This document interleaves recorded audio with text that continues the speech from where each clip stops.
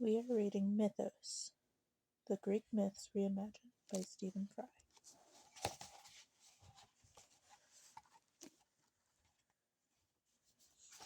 This is The Beginning, Part 1, Chapter 1, Out of Chaos.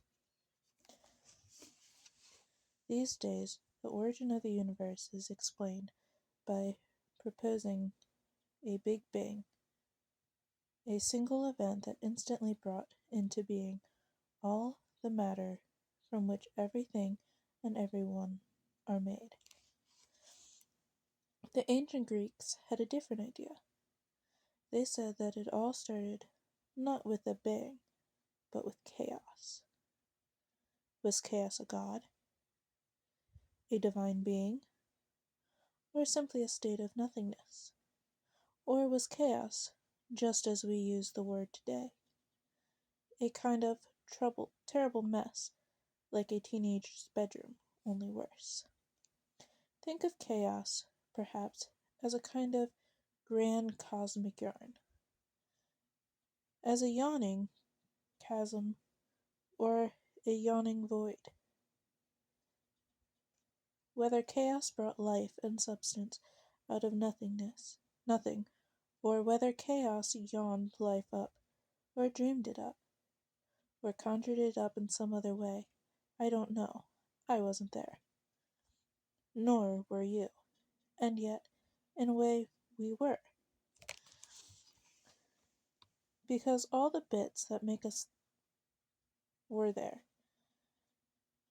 It is enough to say that the Greeks thought that it was chaos who, with a massive heave, or a great shrug, or hiccup, vomit, or cough, began the long chain of creation that has ended with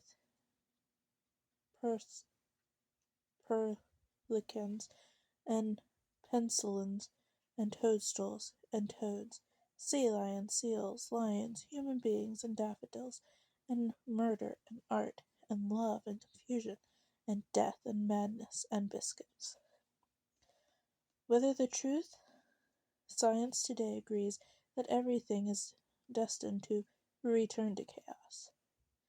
It calls this inevitable fate entropy,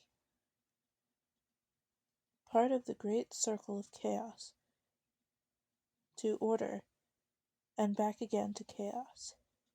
Your trousers began as chaotic atoms that somehow concealed into the matter that ordered itself over eons into living substance that slowly evolved into cotton plants that was woven into the handsome stuff that sheathes your lovely legs. In time, you will abandon your trousers. Not now, I hope. And they will rot down in a landfill or be burned. In either case, that matter will at length be set free to become part of the atmosphere of plants. And when the sun explodes and takes every particle of this world with it, including the ingredients of your trousers, all that constitute atoms will return to the cold chaos. And what is true for your trousers is of course true for you. So the chaos that began everything is also the chaos that will end everything. Now, you might be some kind of person who asks, but who or what was there before chaos? Or who or what was there before the Big Bang? There must have been something. Well, there wasn't. We have to accept that there was no before, because there was no time yet. No one had pressed the start button on time. No one had shouted, "Now!" And since time had yet to be created, time words like before, during, when, then, after lunch, and last Wednesday had no possible meaning. It screws with the head, but there it is.